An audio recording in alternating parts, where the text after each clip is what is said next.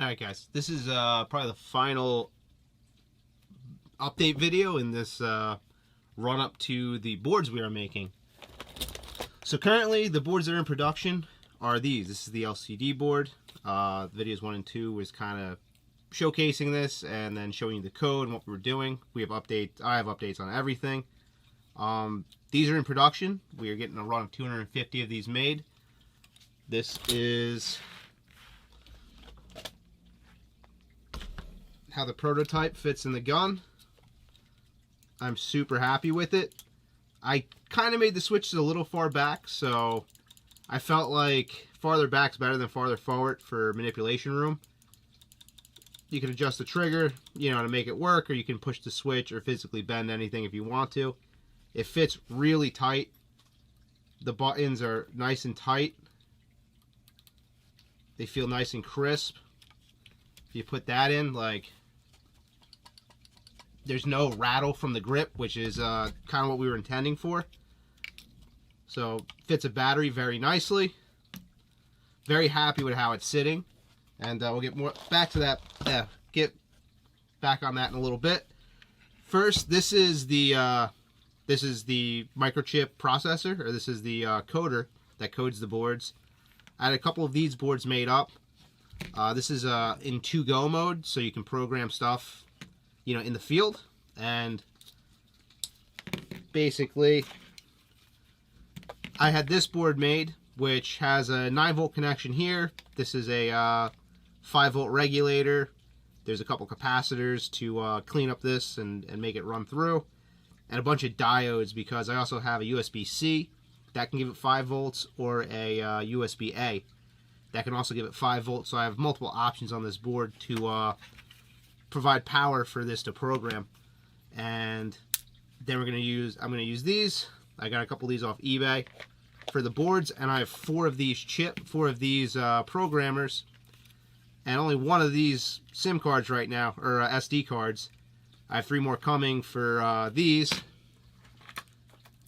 but I have 250 boards in the first run. The IR3 boards are in prototyping phase. I have to adjust some of my dimensions a little bit, but it's promising. So the IR3 to A4 fly boards are in the works to not be that far after the LCD boards get released.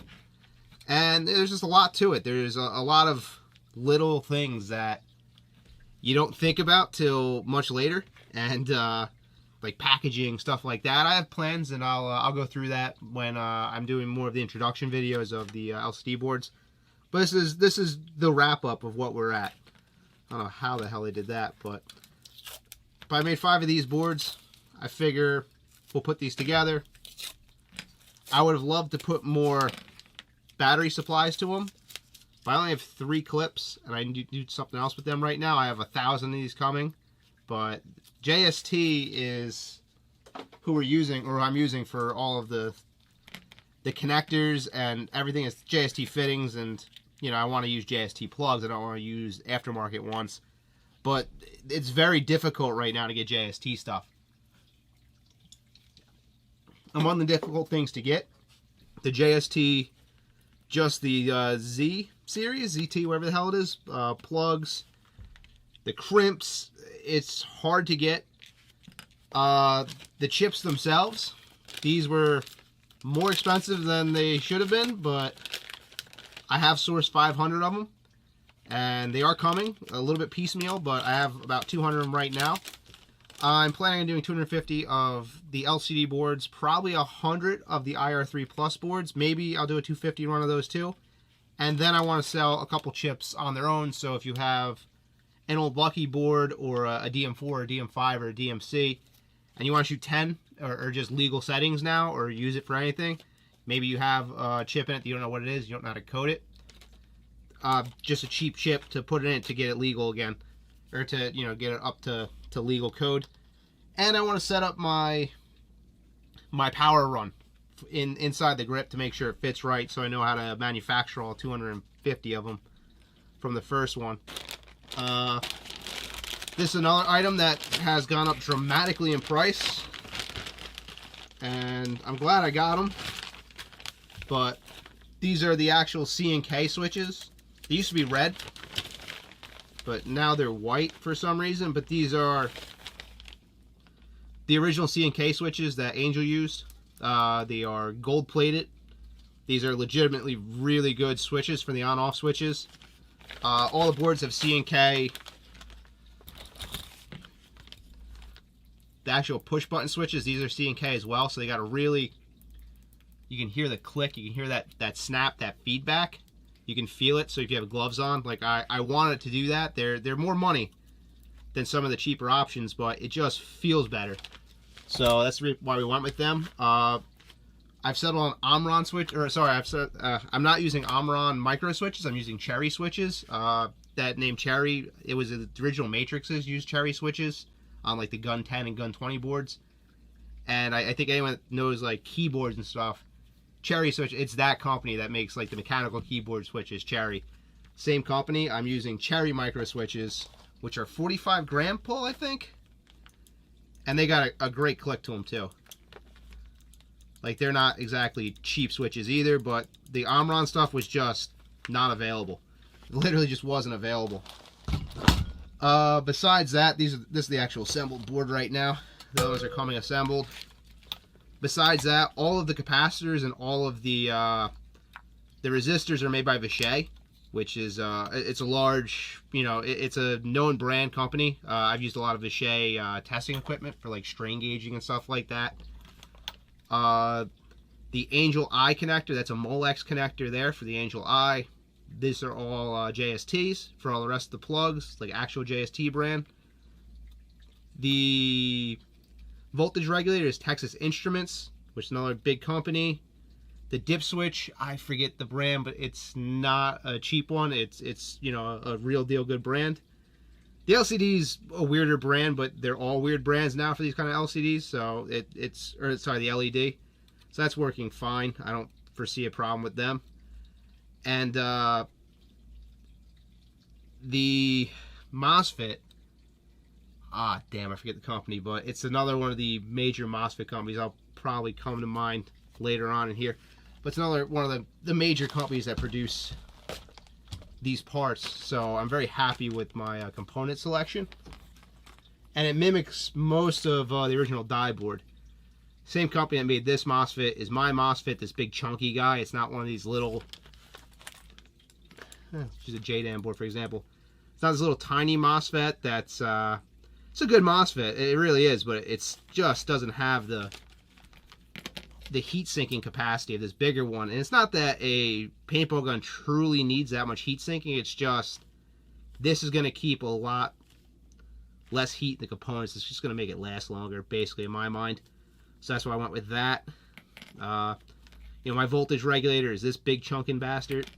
That's that one. You see on a modern board is that little thing. And it's just heat dissipation. This one might be a little more efficient, but not by much. And I had the board space. I had the real estate. These cost a little more money because they're just bigger physically, but they also, sink heat better because they're also bigger. So that's kind of why I made that decision and went that way. I wanted a board that mimicked the original die board a lot, and they used a lot of quality, larger components when they could. And these boards have held up very well, and I know a lot of boards like, the original LCD board that don't hold up that well. So I went with this, tried to go with the bigger stuff, the chunkier stuff, the stuff that would hold up better. And we're trying to still keep costs down on everything. I think I was trying to get it at 70 bucks, 65, 70 bucks. I blew that a little bit. I'm pretty sure I'm going to be at $75, and that's paying, Jeff Bezos, that Satanist bastard, his cut and everything. It's going to be about $75 for the boards when they're out, and they're going to be out pretty soon. But let's go through some of the final stuff we have to do. And I'm going to build a couple of these, whatever's left to build on them. I don't know why all of these are different. This is the voltage regulator. But I grabbed these Tex tools. These are 3M things. They're just really nice to put chips in and out of to make this easier. If I would have thought this board out better, I need to bend all these pins down because I originally wanted this thing to sit here and then this to sit on it. but it doesn't fit. It fits the other way, which is unfortunate. So I either had to make this board bigger, or I have to switch my wiring with this, which kind of sucks, but it is what it is. So I'm going to bend all these 90 degrees, and this runs this way, which also kind of sucks because then the button is upside down with the light. So in retrospect, I could have flipped this around and saved myself a lot of hassle, but it is what it is. Or I could have made the board bigger. There's a damn fly running around.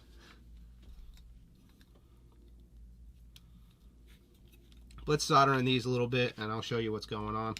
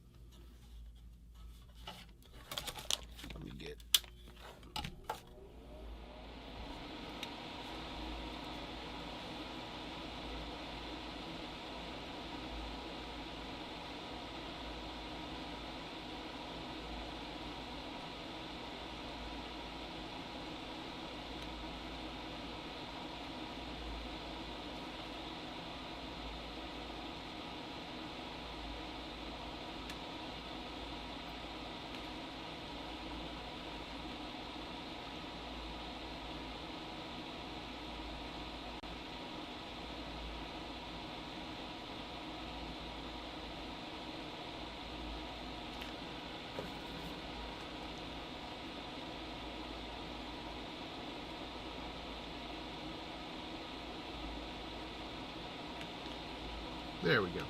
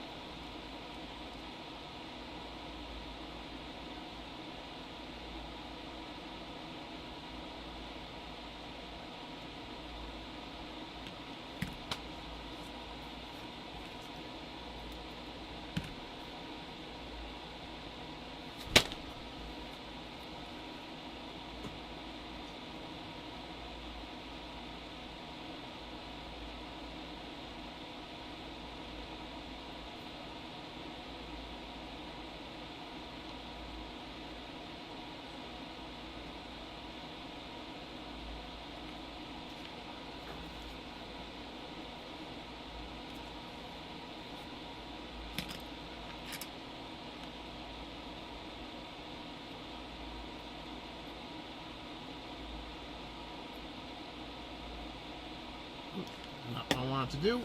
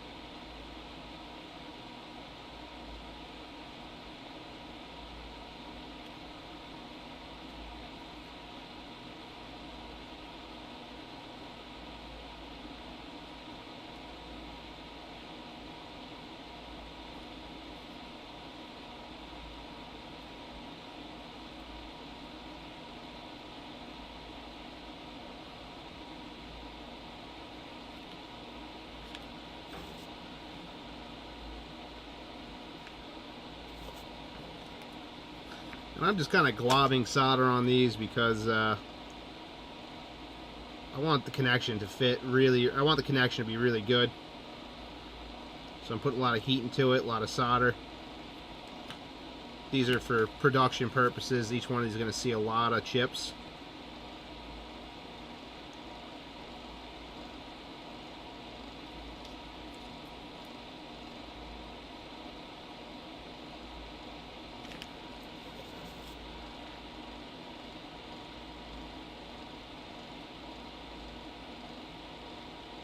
So I'm putting on pretty heavy.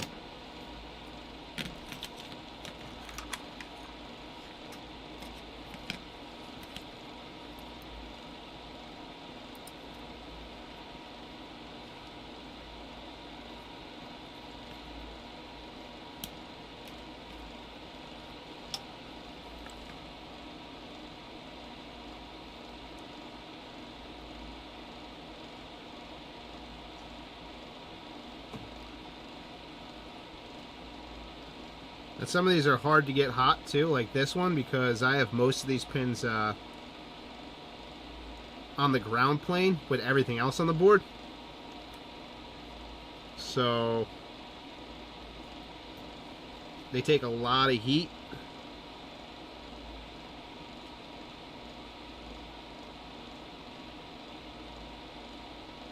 Then other pins take barely any at all because they're like the data and the feed pins.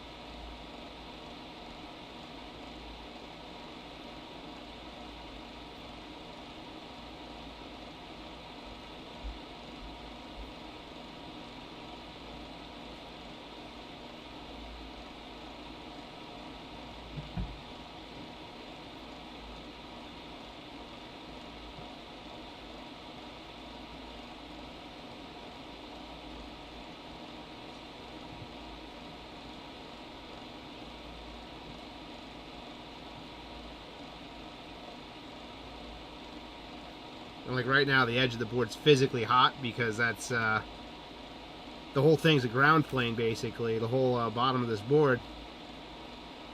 So the heat's dissipating, you know, over the whole copper layer. So it's like sinking into the whole, it's a very thin layer of copper, but copper sinks heat very fast. So the board's like physically hot here, here, here, and everywhere because I'm heating up all these ground connections and soldering them.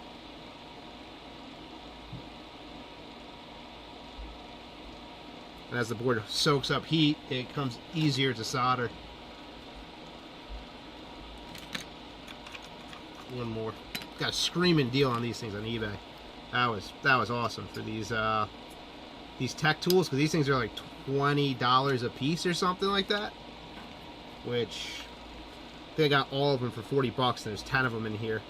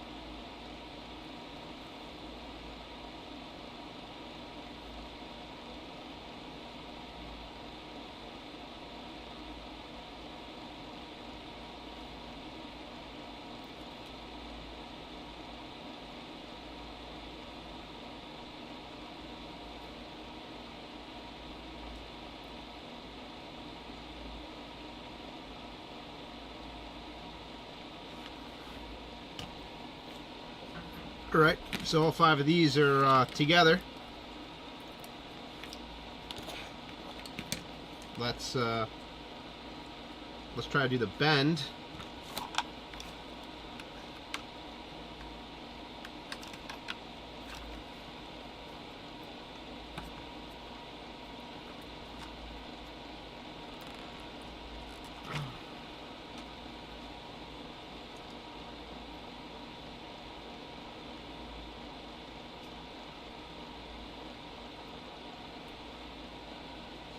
Bad.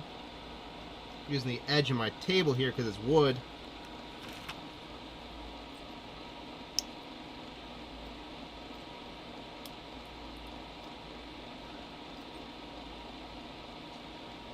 Another thing, all these pins don't actually do anything. Let me turn this off. All of these pins aren't exactly needed. It's just, it's more pins for stability in my mind. But that's pretty good.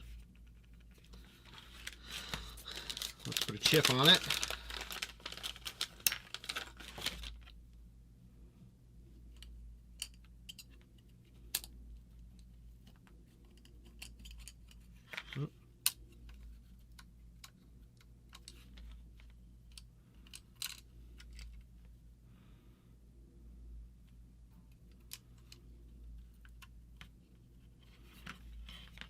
Listen.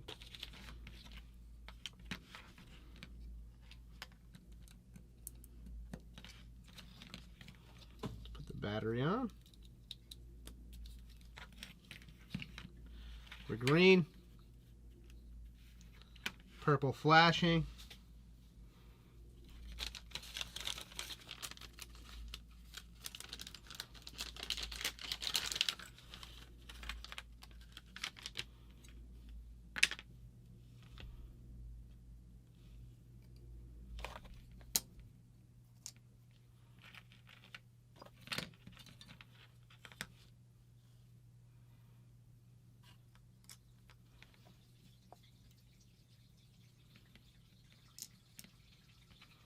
Definitely takes a little longer in Programmer to go, but it's green again, so that's probably done.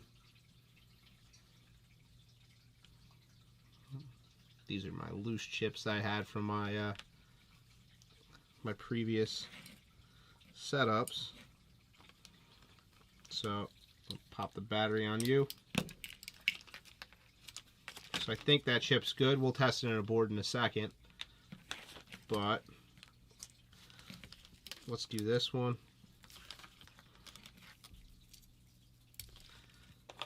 I think that one's a good one. So I'll have 4 and a spare.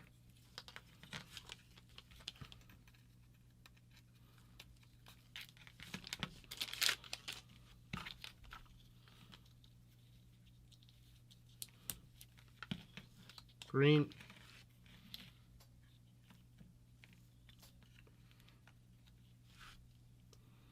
Flashing purple.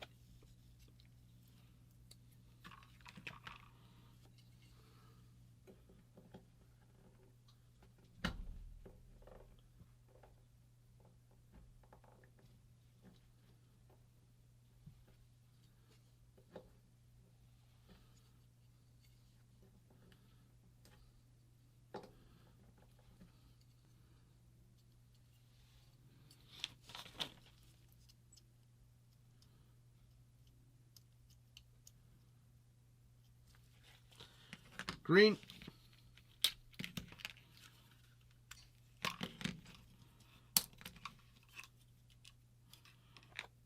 I'm going to try the chips in each one of these too.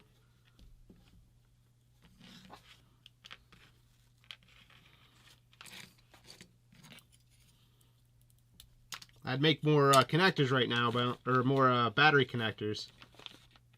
But I only have 3, so I need to wait till the shipment comes in.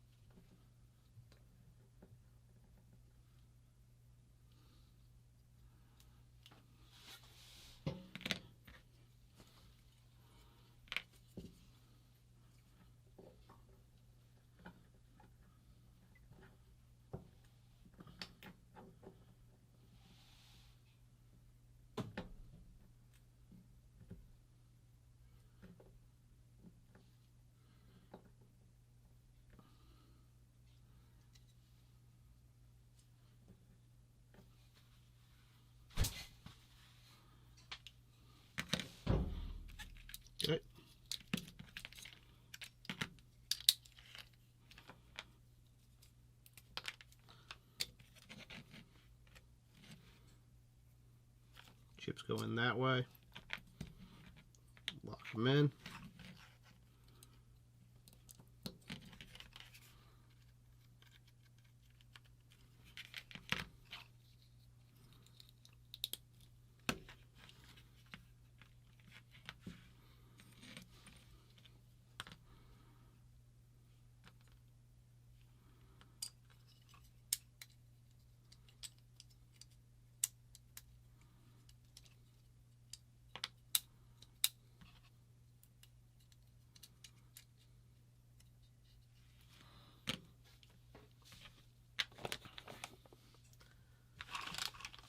Five more of these in case I ever have to make more or something.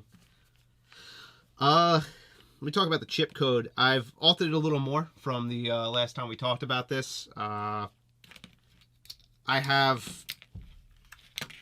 So the force shot for the eye wasn't working in every mode. I fixed that, corrected that, so that works now in every mode. Which I think force shot's really good. Especially...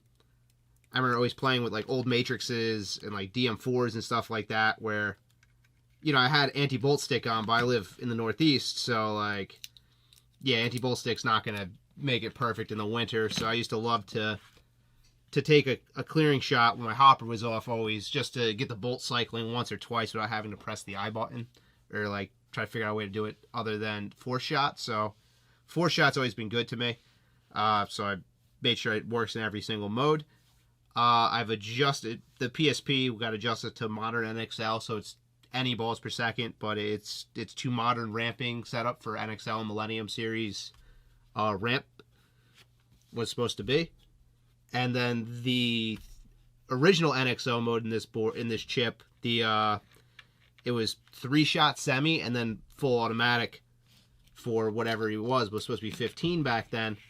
That was I switched that to just be automatic. I like automatic itself, honestly. When I'm testing guns, like when I want to see how it's shooting in a stream and see if there's shoot down in a stream or something like that, I like automatic because I don't want to be trying to pull the trigger and making it ramp to get to speed. So I just want to, you know, set it to 10 and shoot an automatic and check the shoot down and see what's happening with the gun that I'm working on, and not dick around trying to, you know, make the board shoot correctly. So I like keeping automatic in there for the for troubleshooting basically. So I have automatic. It's fully adjustable. All the modes are fully adjustable from 1 to 40 balls per second. So no matter what the tournament series is going to be, you're going to be able to shoot in it, which is not common with these old chips and all these old markers now at this point. A lot of them shoot, you know, way too fast to modern rules. We're going to try to hot swap this without taking it off this last one here. Shouldn't be any problems doing that. And yeah, when all of the chips come in, it's going to be like a little assembly line knocking these out. Chips going to be available for sale separately. Those are going to be, I think, $25, but I'm trying to make them cheaper still. Jeff takes a nice cut of that, and then I have the packaging we need to do, the shipping expenses, which I'm going to ship everything, you know, USPS priority, so it's $7.90 through Amazon, or $8.40 if I don't use Amazon to ship that. So it takes a decent chunk out of it. I bought enough of this stuff, especially the boards, that like I have to pay import duties on them, which, you know, sucks. The chips have gotten, you know, the microchip shortage is a real thing, and it's not just like GPUs and computers. It's every microchip. They've gone up in price, so that sucks. Gold components, like the coating on these, have gone up in price, so it just kind of sucks. But I'm pretty happy. I've spent a lot of time trying to get the best prices I could, and I think I've got everything down. I'm not overblowing where I want it to be by a whole lot, which I'm fairly happy with that. So, one last thing I want to do. This is set up actually for a JDAM board.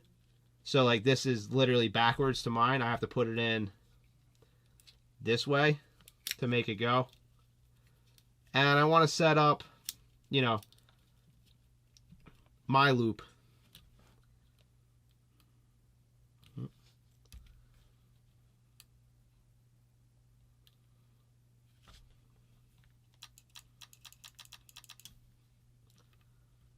You can turn it off there, and it's like acts like the live mode, safe mode. Turn it off there, you're in safe. Turn that off, and the gun's off, and it can't turn on. That's turning you on. This is bringing you to live. So it just kind of feels like the vintage Angel. You can go back to safe, which is just off on the board, but this kills the power to kill that parasitic draw. So that's the other reason I did that. It's just to get rid of that parasitic draw in it, which is helpful. So I'm going to kill this damn fly.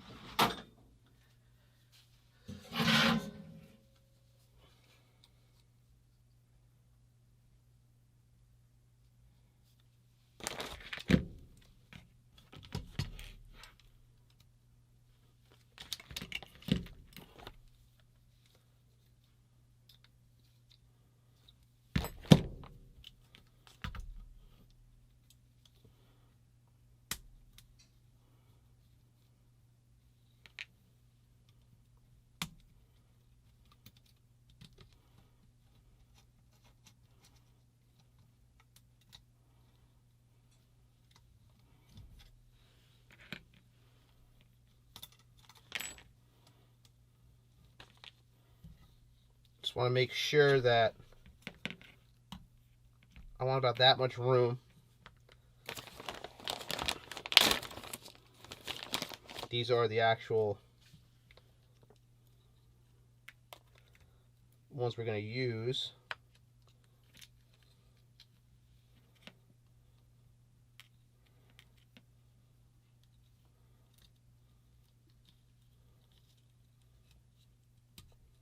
Yeah, I need the whole length. Good. Glad I went with this one. So,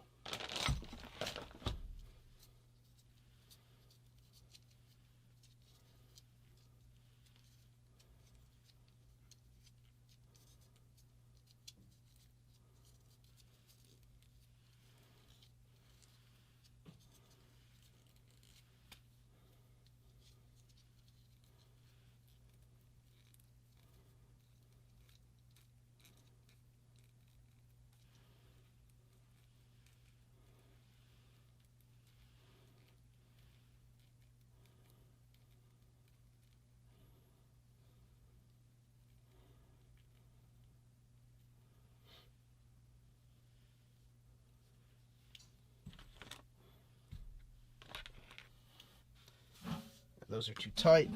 Those are too big, I mean, but we'll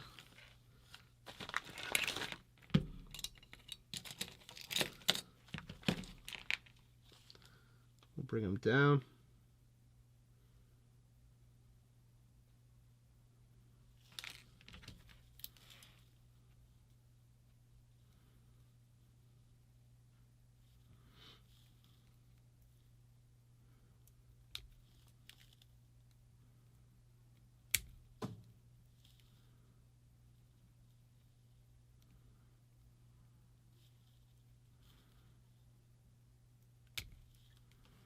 Okay.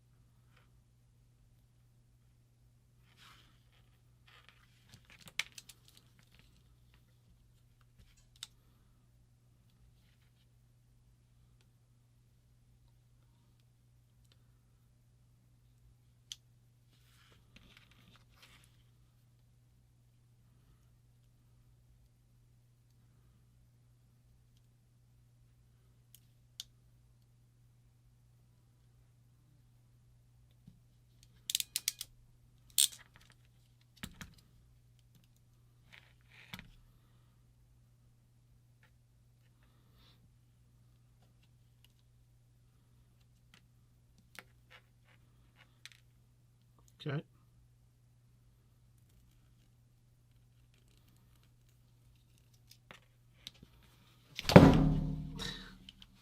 Goddamn fly.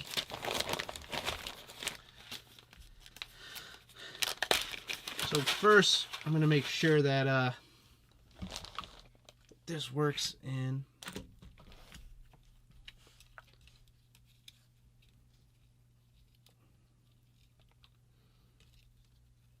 the gun. And I believe, yeah, red's up top.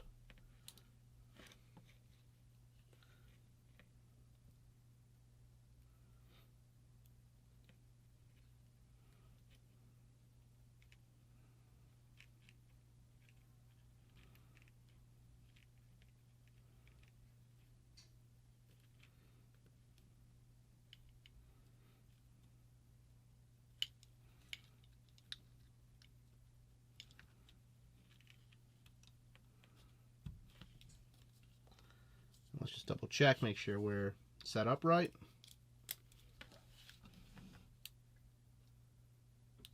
Good. Now from there,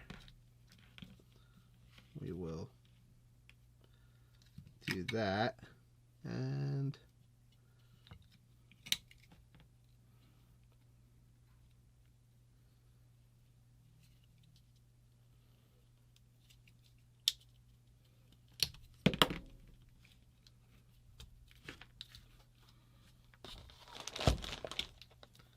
we'll snip the red there.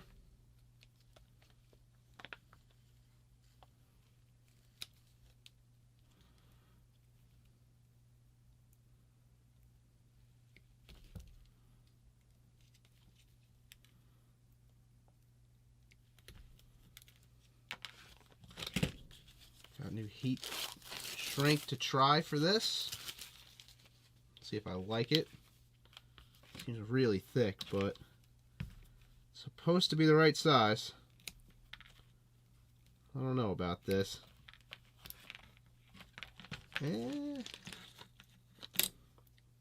We try shrink it on this first and see if it does what it's supposed to do.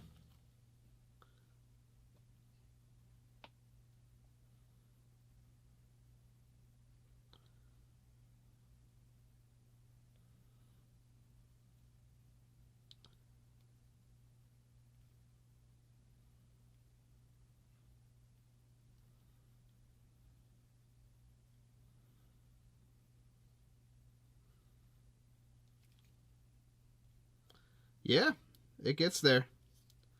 Nice. This is marine grade heat shrink. So it has like an adhesive inside of it. So as you melt it, it seals and it makes it more water resistant for obviously marine applications. But I figured that wouldn't hurt in our case. So, and it seems to work. 3-to-1 is the shrink. Is pretty chunky, but doesn't really matter in that spot.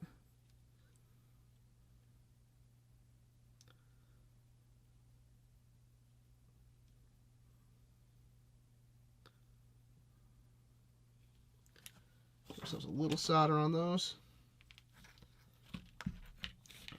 Let's grab one of these expensive.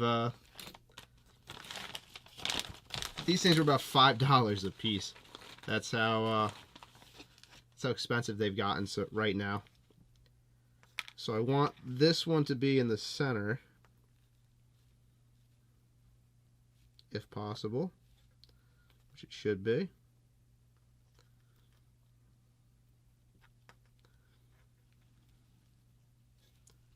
Yep, we'll do that like that.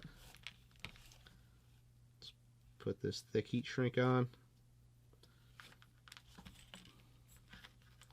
Is that enough? Yep.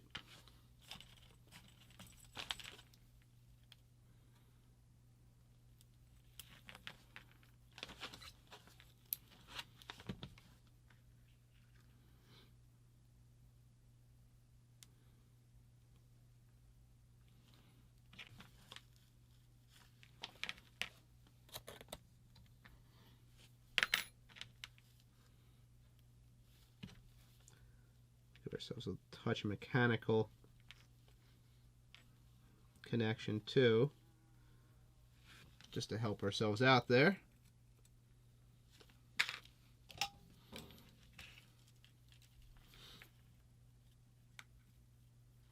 Oh.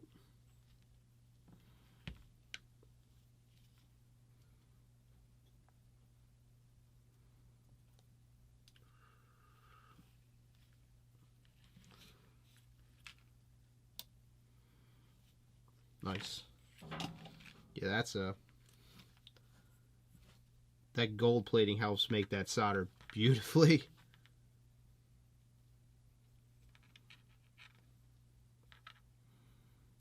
All right, now this one I want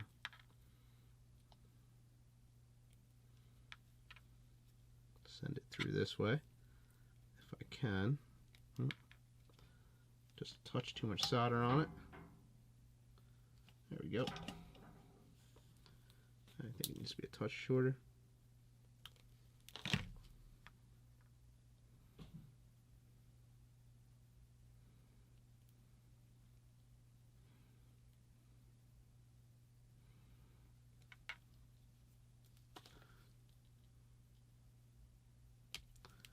And right now I'm just trying to experiment to figure out what my lengths are going to be.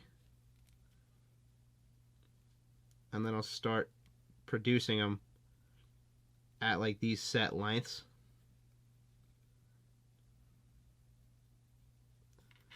I should do this one. Nah, this is fine.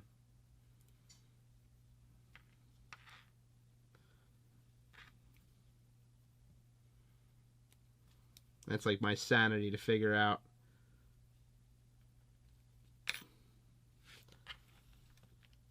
where all this stuff should sit.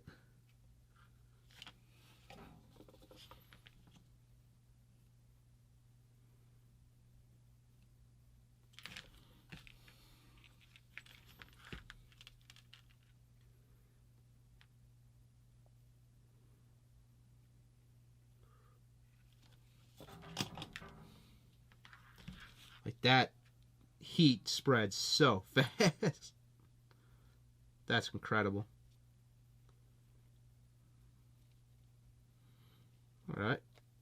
So that looks pretty angel-y.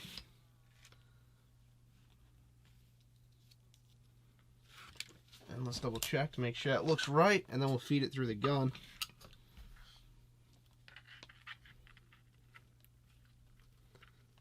I think I did that backwards, which kind of sucks, but that's why I'm trying this now.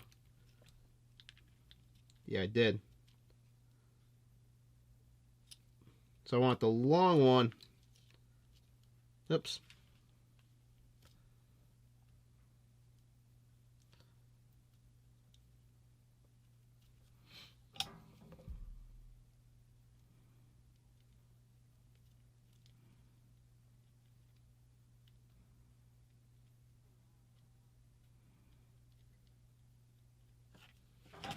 So let's try and do one of these.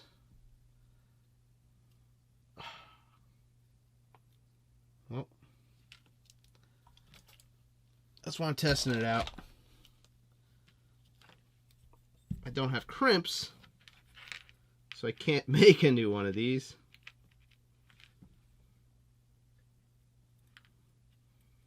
Let's just solder this together. We'll try again.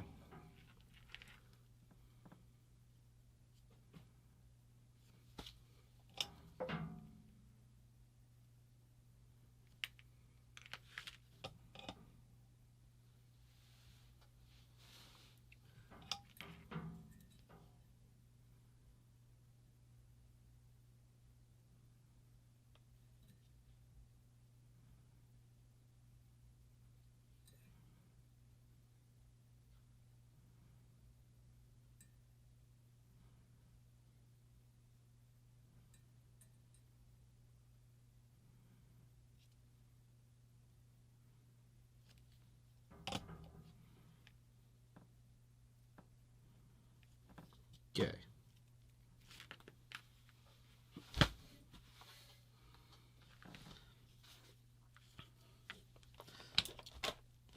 I don't know how I got that backwards, but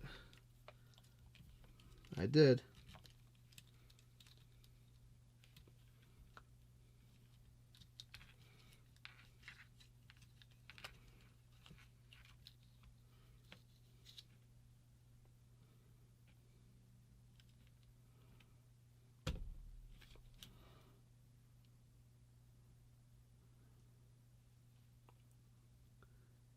These might not be long enough. Ah. That would be a pain. So I might have to add some more wire, but I'm probably going to have to bring this one short. This one's going to go right to there. And then I'll bring the red out solo to the switch because I got plenty of red then.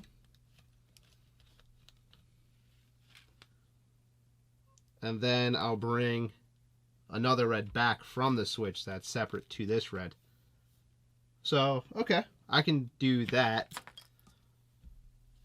with everything I have here.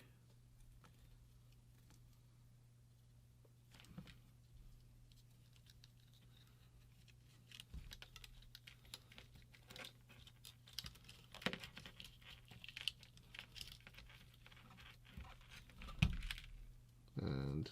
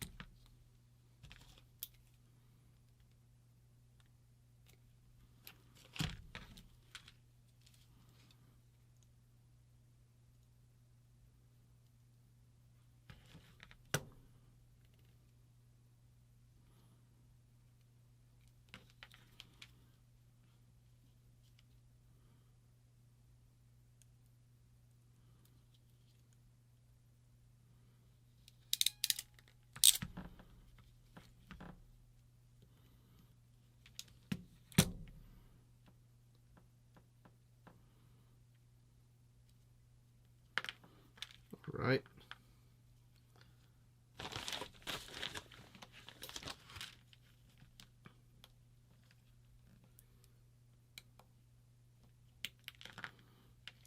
So we'll weed that out. You will keep going up.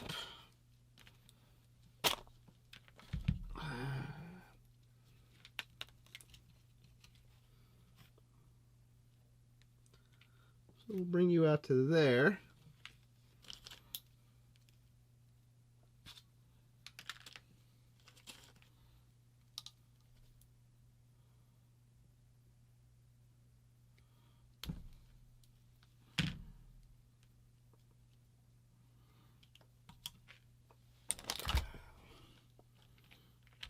And you're going from that, so I want you on the side.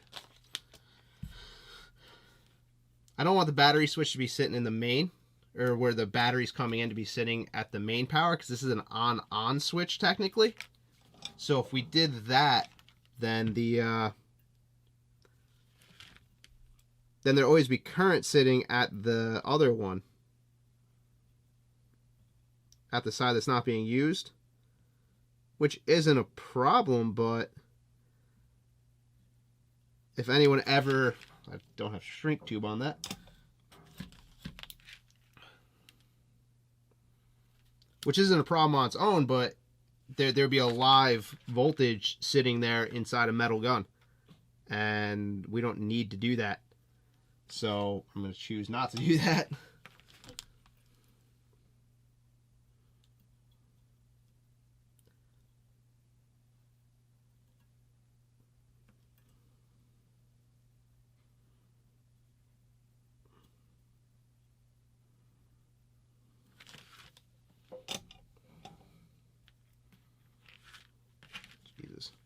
solder on it. And now I don't have the mechanical connection on this one because I already soldered through the hole, so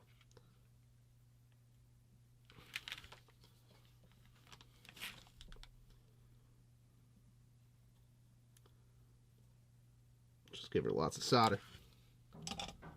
All right, and I think you will get back to that. We'll trim this down a touch.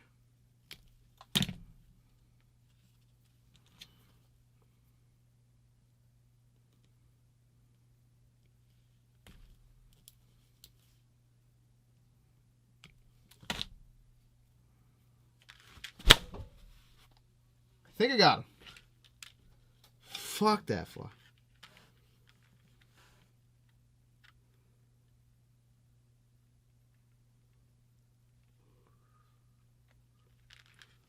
Trying to gas myself out.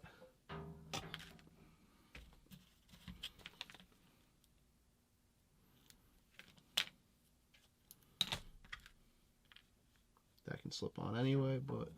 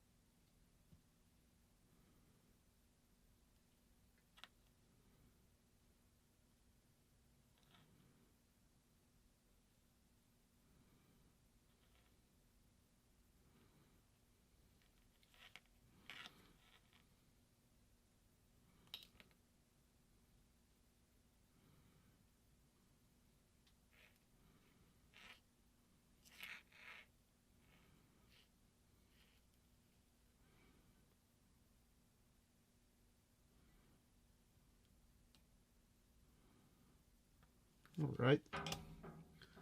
Those are actually really nice. Look at that glue. That's good. So that's like extra strain relief because that glue's there holding it together, which is pretty nice. Let's see. Power is the top one. So that goes like that.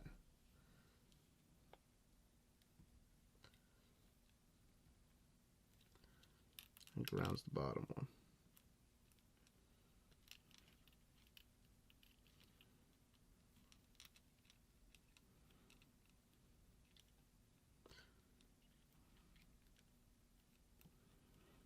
All right.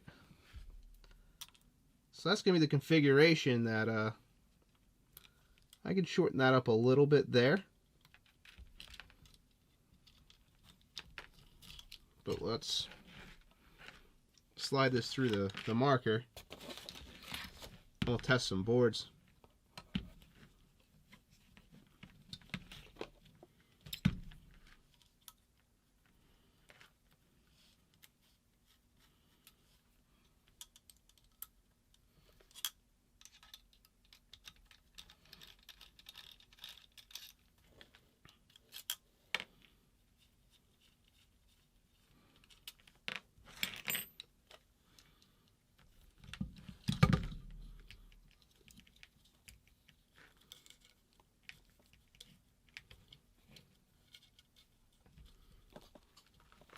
I think this has to go the other way.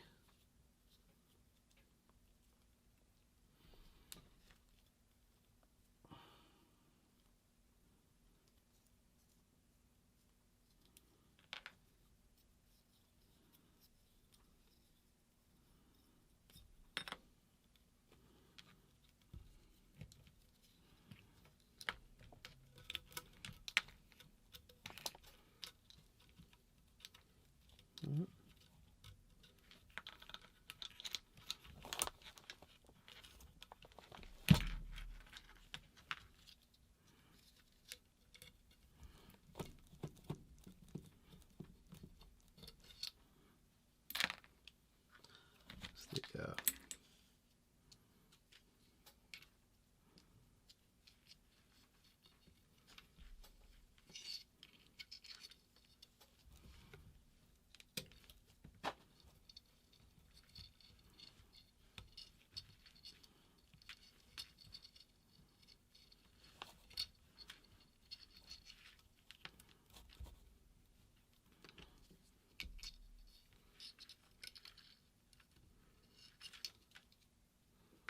I'm just trying to figure out the best way to put this through.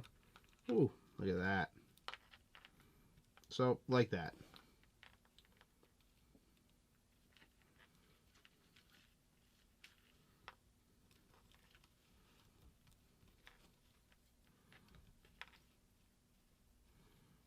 So that gives you some room.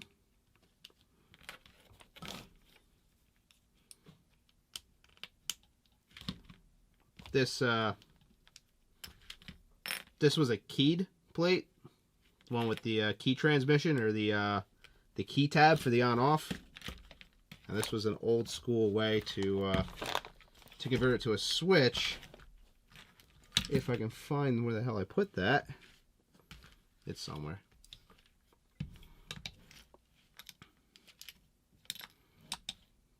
Let's put you on.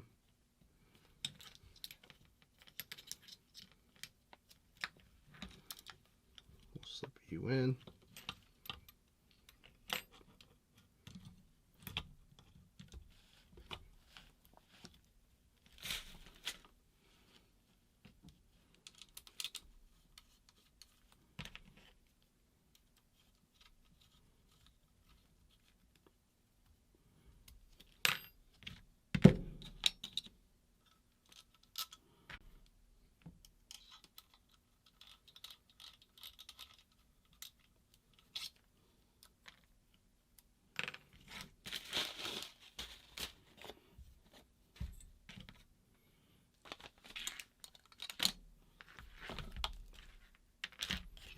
The hell did I put that? I hit the ground, I don't know.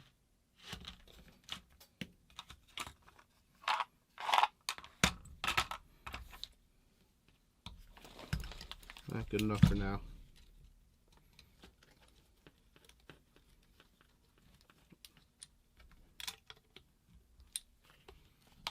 Switch sits like there. Oh, I didn't.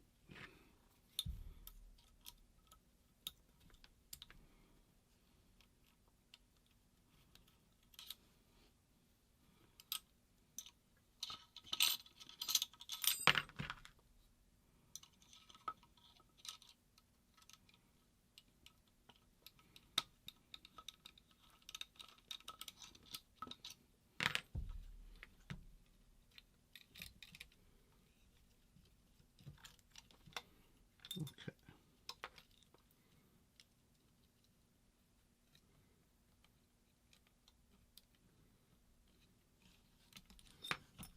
Put that in there. That switch has some room. That's good. I don't have to add extra wire that's going to look ugly. That switch sits there. I can actually take some more off of that probably because I don't like how much wire is sitting in there.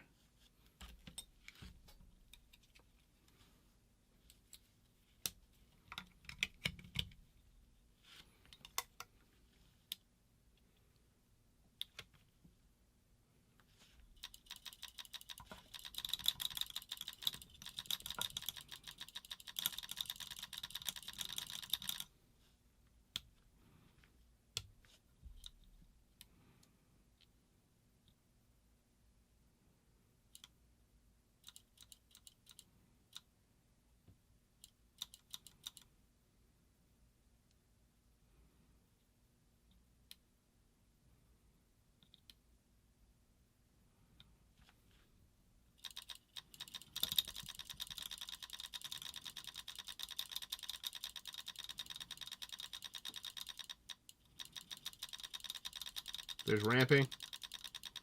If you start going too slow, it kicks itself back out, which is like 5 balls a second I think you have to maintain to ramp legally or something like that.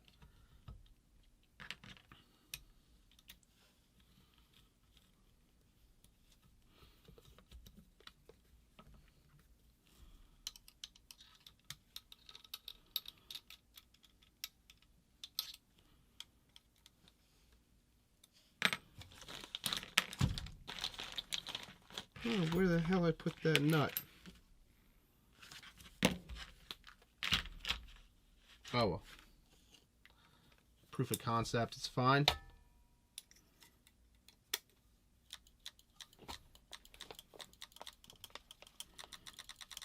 The LED sits right in the charging port, so you can see it through the screen and you can see it on the charging port. That means eyes malfunction. You can always turn the eye off. It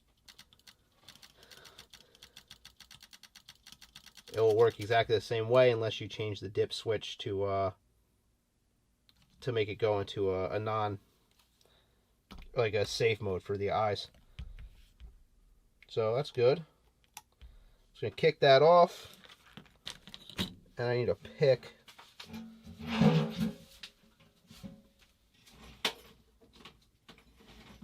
Let's check a couple boards, or a couple of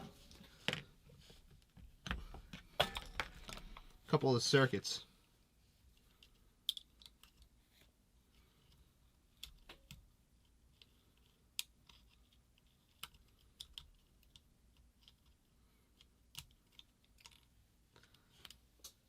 So that's the original one.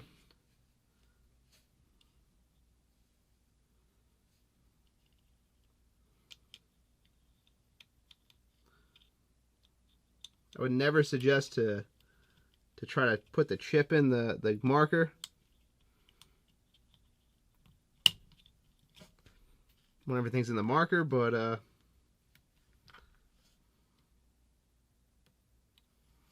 this is one of the new ones that got flashed.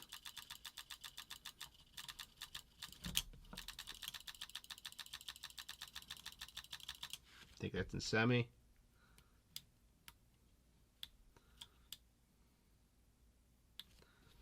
Go to the settings, teal,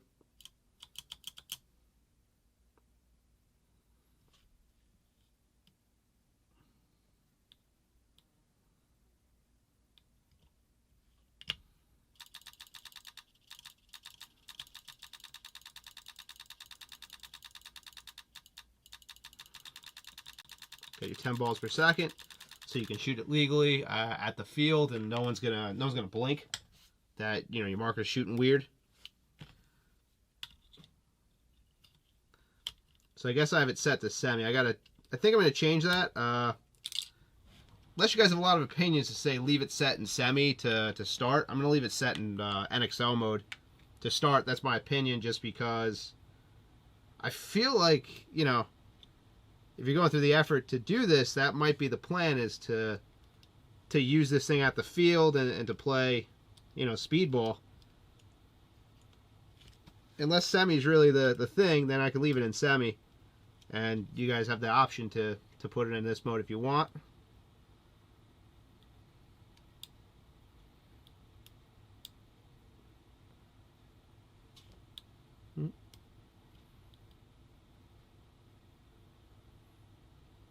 Uh-oh.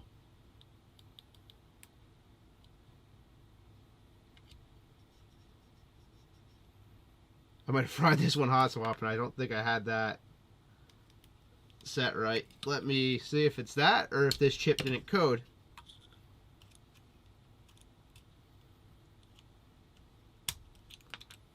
Let me put in another one.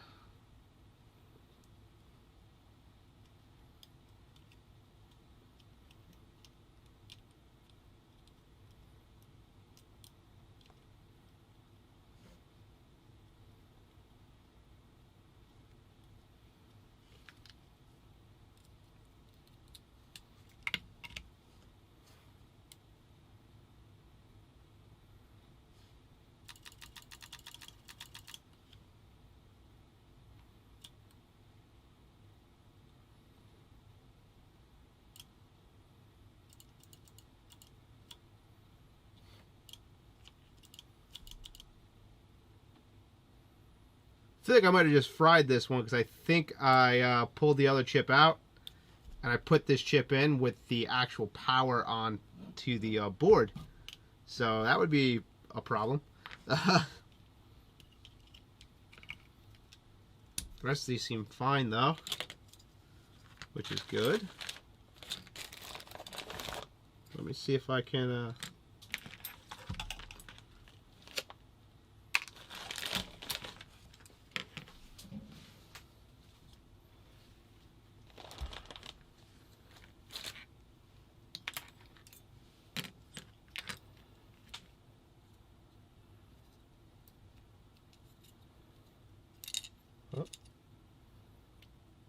that chip faces this way. Nice and tight.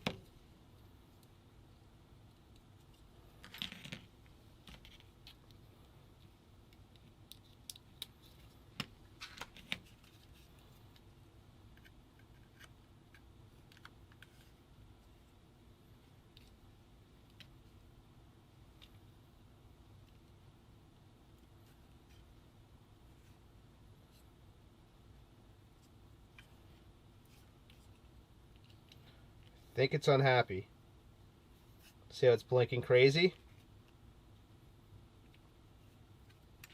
I think this chip is fried. Let's try another chip. We'll make sure it's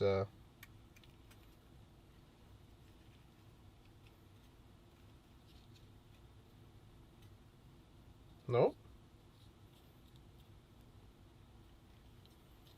There's my power source.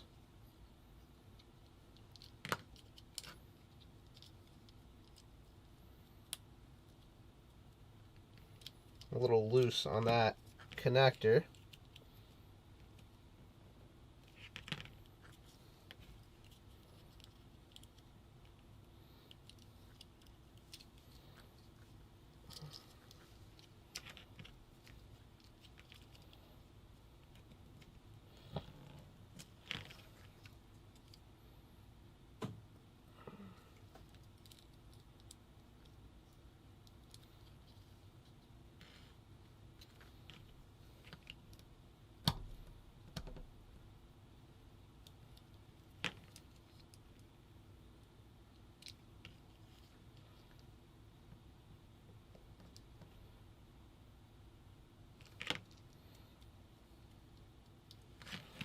It's tight.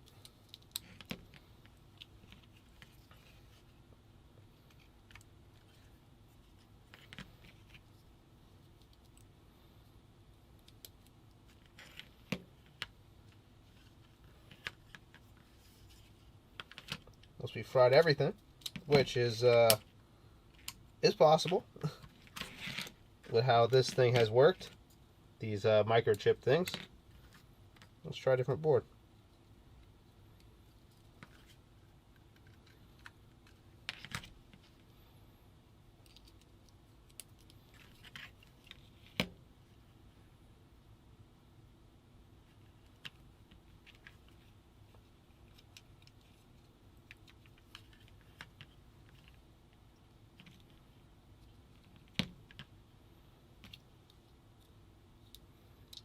Battery almost dead.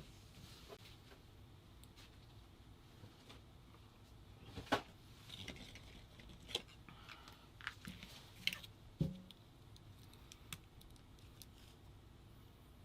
think it was the battery.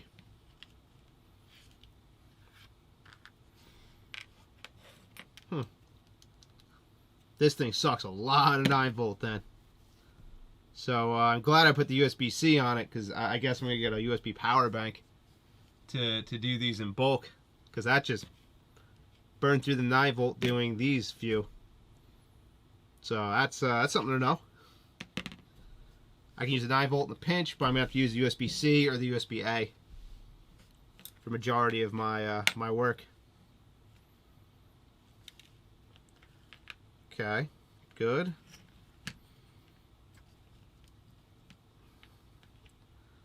Let's see if I blew one of these up.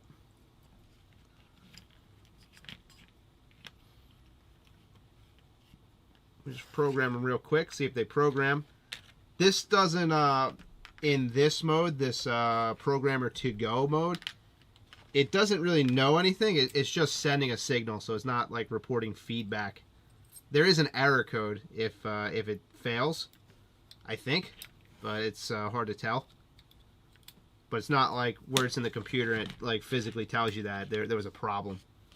And it kind of tells you, you know, a COM issue, and then you got to look up all the shit that went wrong. But let's see what we can do. Okay. I think this was the first one that failed in the marker.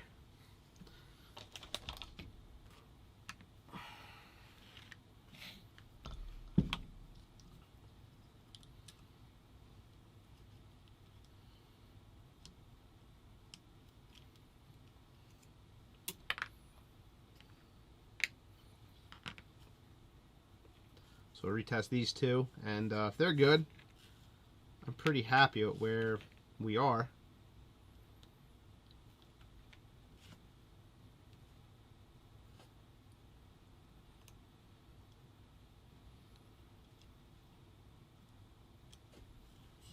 Okay.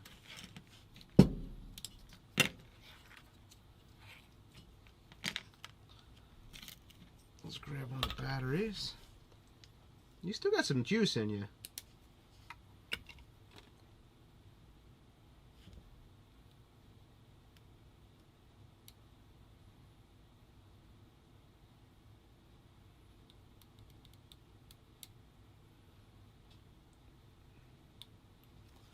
I think that's just a dead chip.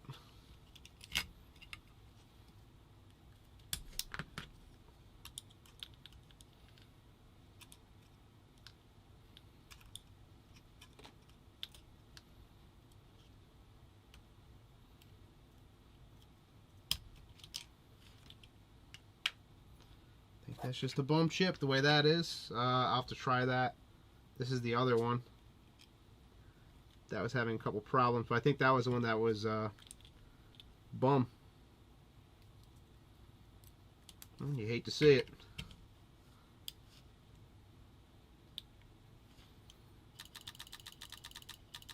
And this got reprogrammed, so it's just in semi. It's in semi 10 though.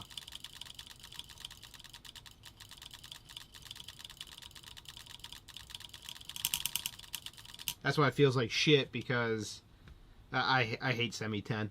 It's gross. But yeah, it's just a bum chip. So each one of these, obviously, I'm testing them as before I send them out to everybody. But yeah, that's how that shit goes. So that one's bummed. And that one's fine, and that's one of the drawbacks to the speed and convenience of doing them this way, is I don't really have any feedback to say the chips failed. Whereas if I did that in the computer, it would tell me that it's not communicating.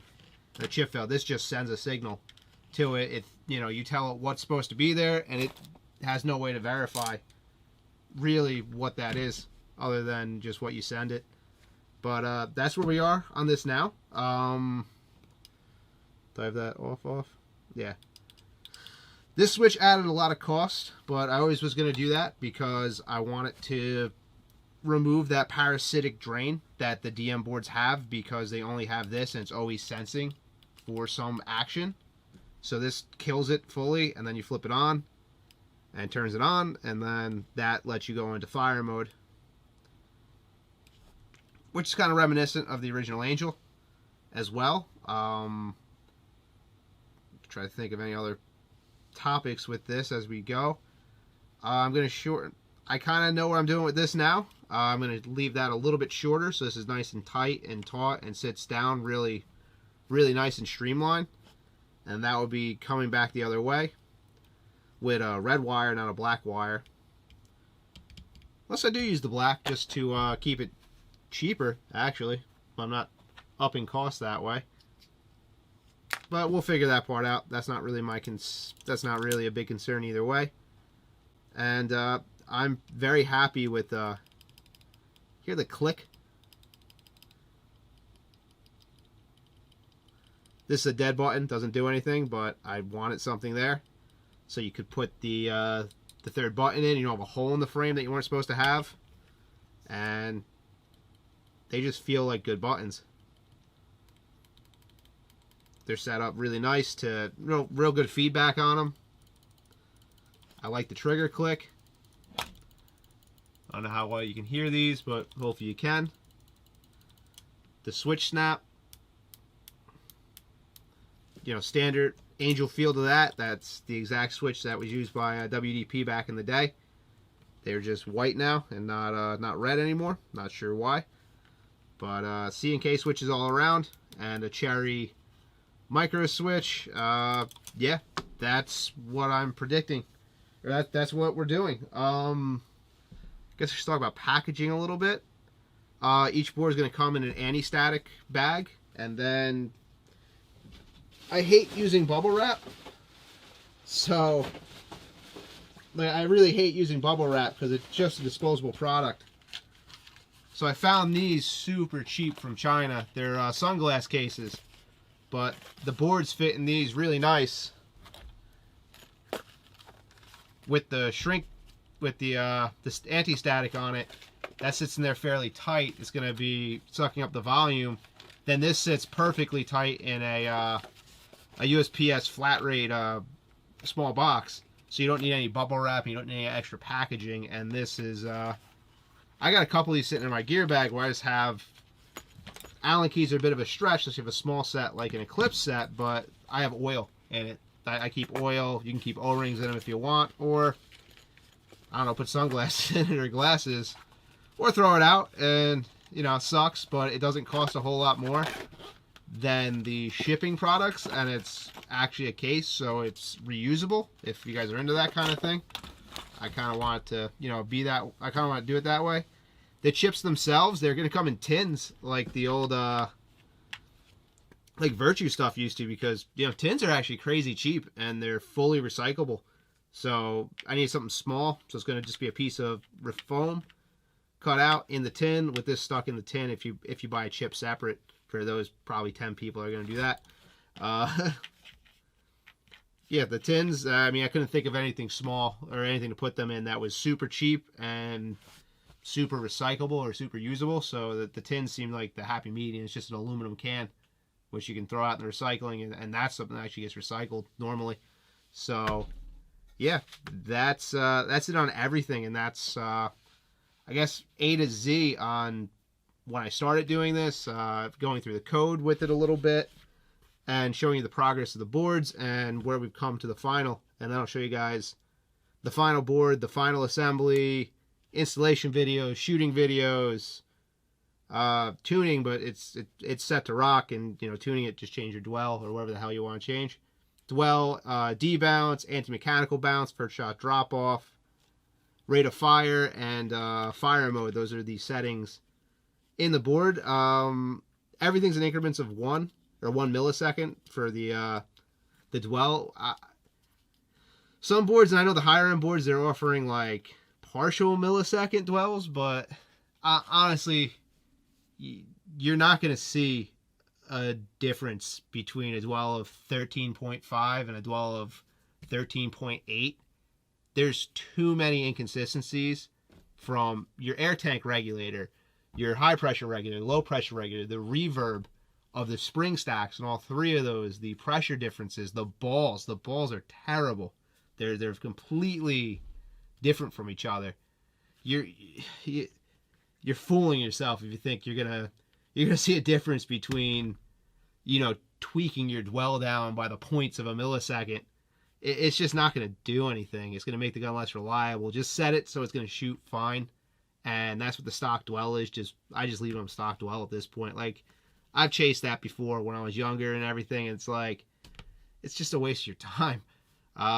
You know, tweaking the thing to the ragged edge, because it's just going to become unreliable and inconsistent. And if you go to a field that's 1,000 feet higher than the field you played at last time, it's going to screw up your settings. Or if it's 1,000 feet lower, it's going to screw up your settings because you're too tight to a specific area. So if it gets hotter or colder or more humid, the paint size is different. You're just going to screw yourself by not giving a volume or not giving a factor in there. And you're not going to do anything. You're not really going to, you're going to squeeze out 10 more balls, maybe.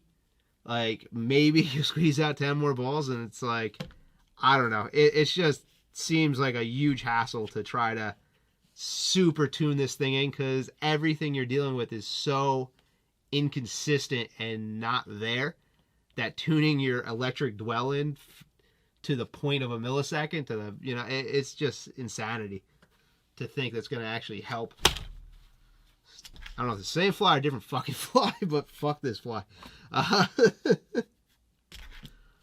But yeah, the balls are, you know, 1 balls per second increments. I know it's like 10.2, but come on, it's 10. If people are really pissed off and want to really, you know, click this setting, you know, 100 times to get to 10 balls, I don't want to do that.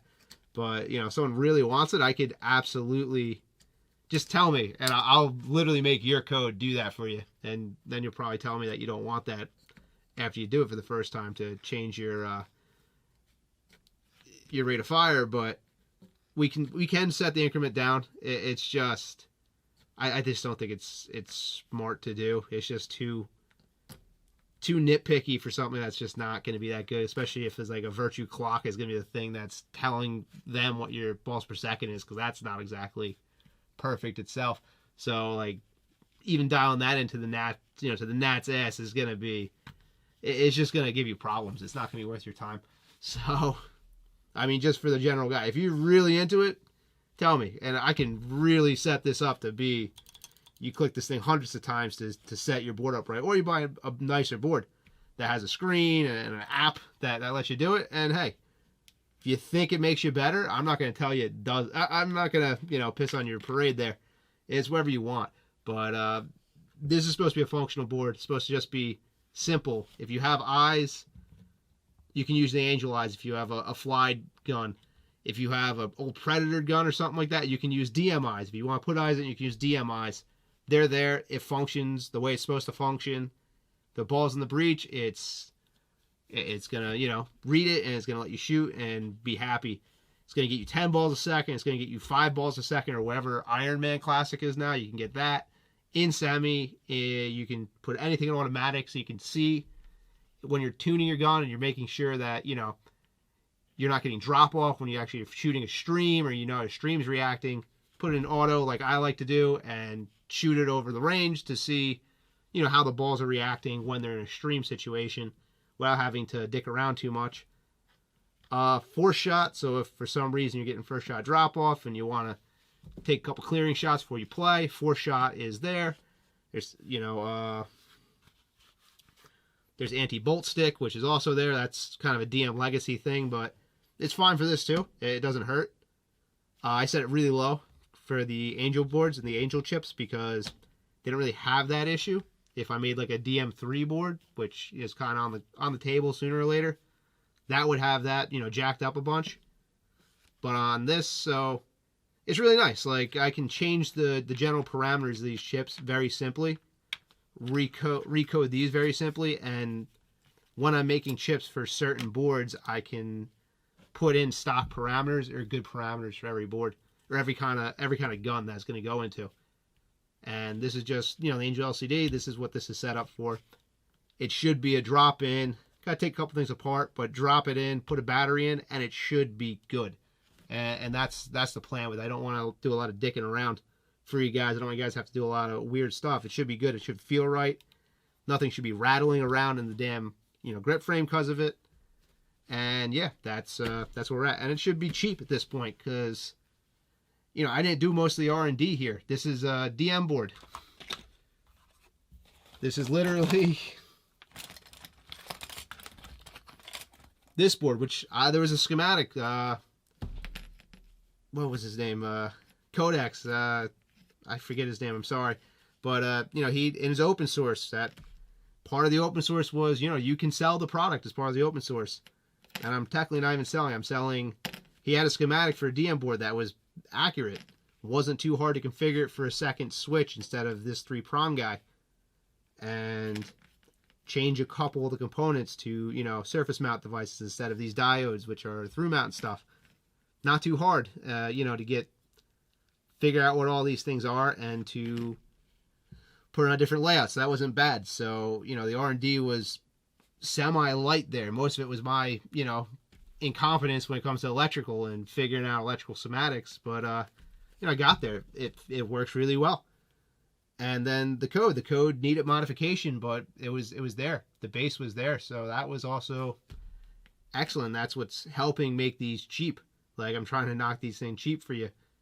And like I said, $75 is going to be the price. That is the shipped price from Amazon. I'm not a prime seller or whatever. I'm not sending them to Bezos to ship out to, you know, charge us, you know, extra fees for storage and bullshit. I'm just going to ship them when you guys buy them.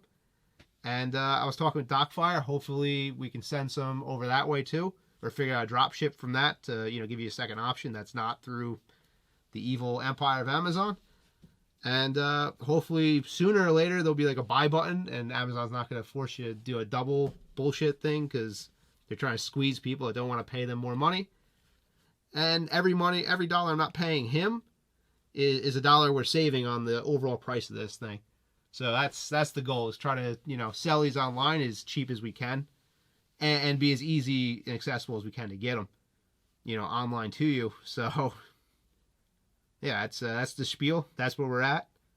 You know, these chips, unfortunately, they went from like $1.30 to $2.60 a piece because of everything that's happened over the last 2 years. You know, the price of gold and these fittings have gone up like $2-3 for these switches. All kind of sucks, but you know, we're there. I'm within, you know, where I want to be, where I'm comfortable. If I sell everything, I'll make some profit, which is good. If I don't, it's not too bad. I'll probably suck up 50 of these boards myself.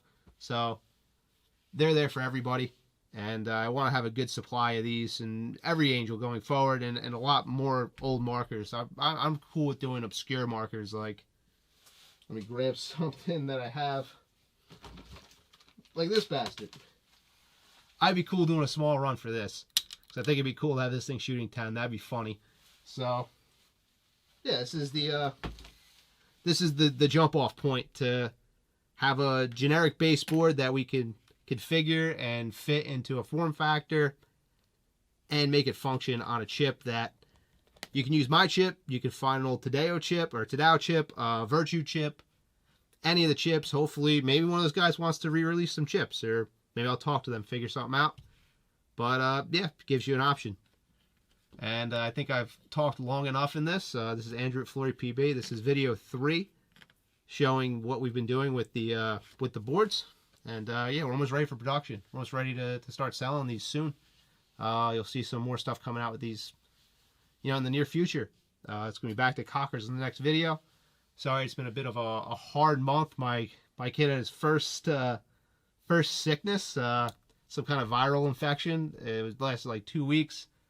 Now he's got conjunctivitis after the thing, so it's been a mess. I caught it, you know, a week after he caught it. It kind of kicked my ass too for a little while. So it's been a hectic month on the life front and with work and everything. But yeah, we're back at this. They'll be released. I want, you know, late summer, but early fall. You're gonna see these out for sale in early fall.